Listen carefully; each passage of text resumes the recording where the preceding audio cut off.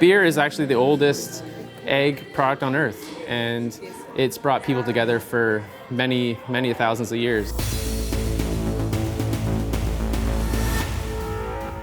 Talk to me about that color.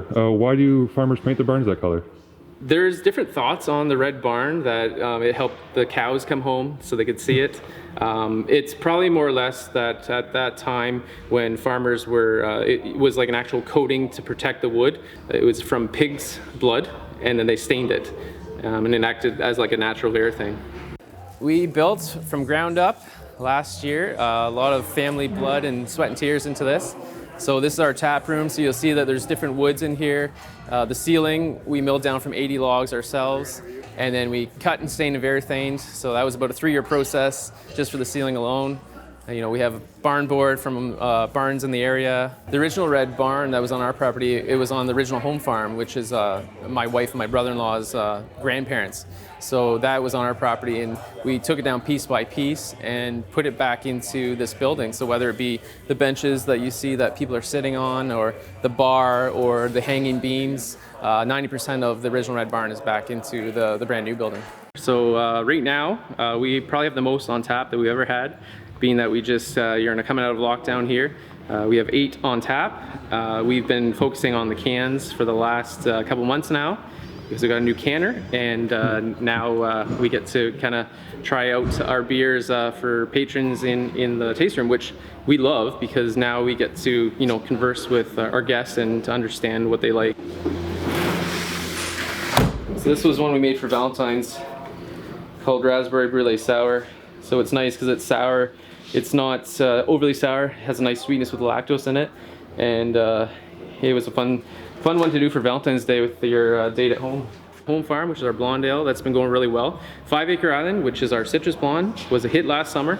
We actually hand zest as a family, lemon and lime, for many hours, and it gives a really nice citrus punch in it. So hundreds of pounds of lemons and limes and hand zest, and by the end of it, we have you know, a couple kgs of each, and that's the big part of that beer.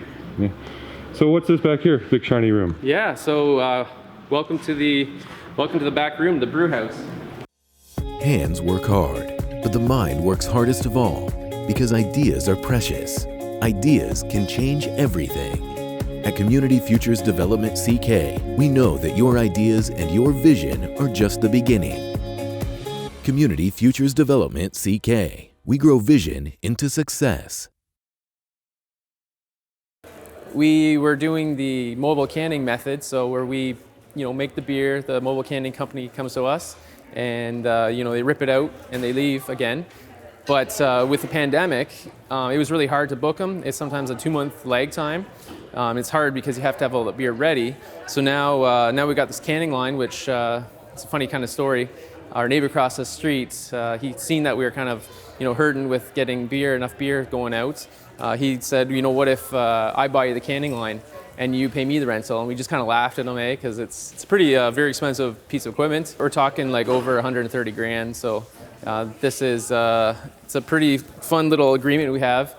And now we can, you know, pull beers and make our cans whenever we want. Since we've opened 7 months in, we've already upgraded our 7.5, 8 hectoliter tank. We had 3 of them. We've already upgraded them to the 17 hec tanks, because demand has just been more than we'd ever thought it would be.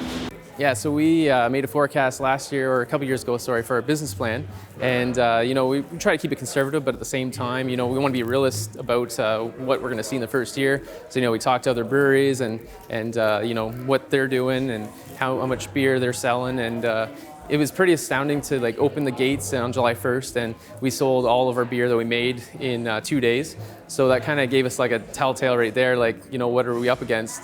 It was kind of a far-fetched idea, because a farm brewery is a little bit different than a brewery. There's, you know, there was only soybeans and wheat here before, but now, you know, we've built up from ground up in the middle of a field, kind of out in the country. So we can understand that, you know, our vision might be a little bit hard to understand at first, but we had to, you know, really make it evident, clear, and show them, you know, proof on, you know, the traffic and our business plan to show them that it's going to work for the long run. So yeah, and Community Futures was willing to listen to our story and our forecast and our budget, and to try to work with us to make this happen. And in the end, we're here. So we're trying to make it a viable business, but at the same time, this is something you have to have passion for and love for.